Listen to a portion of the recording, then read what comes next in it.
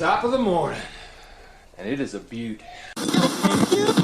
And the hope of the Irish as the future champion of the world. A podcast is kind of like it's like a radio show that's not on the radio. Welcome to the Barry J. McDonald podcast. The place where dreams get dusted off and acted on. Because life is too short. We're living on a rock that's flying through space, and hey, what the hell else were you going to do with yourself here? Hi, this is Barry here, and you are very, very welcome to today's podcast episode. So, what would MacGyver do? Now, the MacGyver I'm talking about, it's not the latest version of him. I'm talking about the original, the OG, the one from the 1980s. Now, I used to love watching MacGyver. I used to love watching the A-Team as well, too. But compared to other TV shows where, you wanted the main characters to escape, you wanted them to get away, I always wanted MacGyver to get into trouble. I always wanted him to get locked up in a room or trapped somewhere, just to see how he could escape out of it. Now, MacGyver always found a way out. He would go through what was in his pocket, he'd look around and he'd find something that he could make a gun from, or he could make some kind of flare, or, an explosive device or whatever. And he would usually make it with some things like, random things like maybe chewing gum, the silver foil from a wrapper, spoonful of sugar, shoelace, whatever. Anything he found, he could put it all together and he'd come up with a solution. Now, I don't know if half of those things have actually been tested. I'm sure there probably is maybe a YouTube channel where they've maybe dissected some of those TV shows and tested those things to see if they would actually work. But in my head, I loved all the science of it, all the different things that would happen, and then this creation would come to life, or he'd escape, or he'd alert somebody or whatever. But he always seemed to get away. Now, compared to the A-Team. Now, the A-Team were a different story. Unless the A-Team were trapped in a scrapyard that had cutting equipment, they were screwed. Because every time they made a great escape, or they, broke out of somewhere, it was always with some armour-plated car or a van or a bus or something. But MacGyver was different. MacGyver could find things around him that he could work with. So the reason I'm talking about MacGyver is, what are you like right now? If you were in a situation where your back was to the wall, would you bother looking for a solution out of it?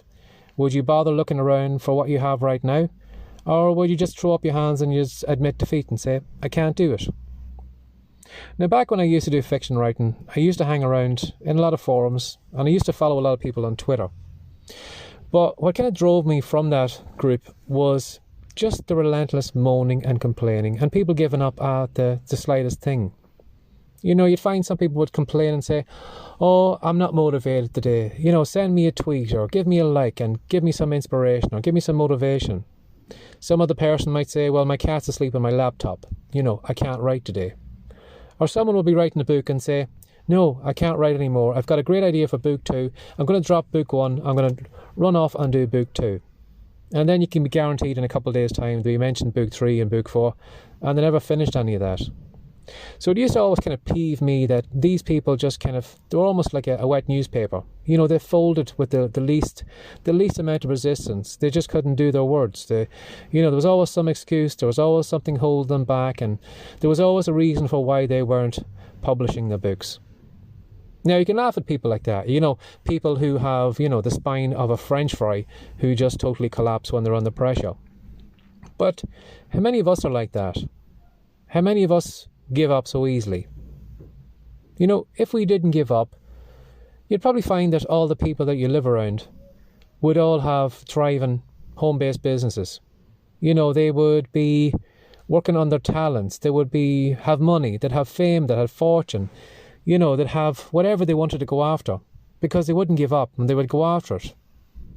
But yet, how many of us, when you look around, who are really successful? Someone who has written a book, actually stayed the course, written the book, and published it. And how many would you know that maybe wrote 2 books, even 3 books? To even get 1 book written is a small percentage of people. Anyone who writes multiple books, it's even lower. And again, too, you'll find the same with bloggers, podcasters, people on YouTube, For those people that actually take action on it, create 1 or 2 pieces of content, and then maybe come up with some resistance, maybe where they can't find time in the day, or, you know, they can't come up with ideas, or whatever it is, or maybe they haven't got the right equipment, and they fold under that pressure. Instead of being like MacGyver, instead of looking around and saying, right, how can I find time? How can I find a piece of equipment that can do this? How can I come up with content ideas? But no, they take the other route and they just fall. So that's what I want you to think about today. You know, where you are right now. You know, sometimes you don't have all the options. You know, you might say, well, this is the way I'm going to make money.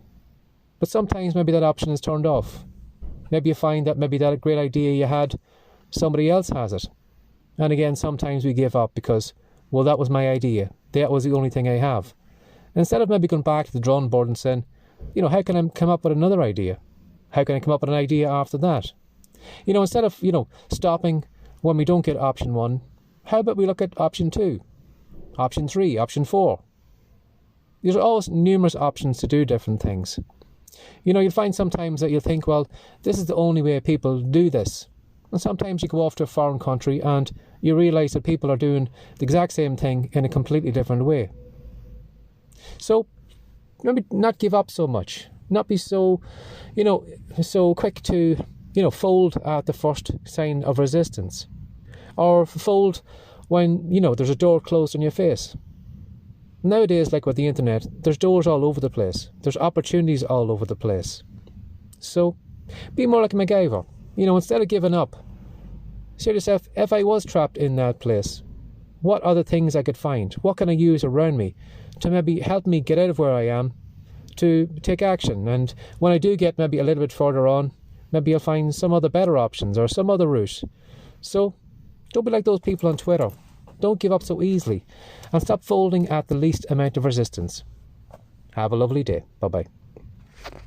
Before you go, Barry would like to give you a free copy of Words to Wealth. In it, he's going to show you 10 ways to make money from writing. Head on over to writecome.com now for your copy. Have a great day and come back soon.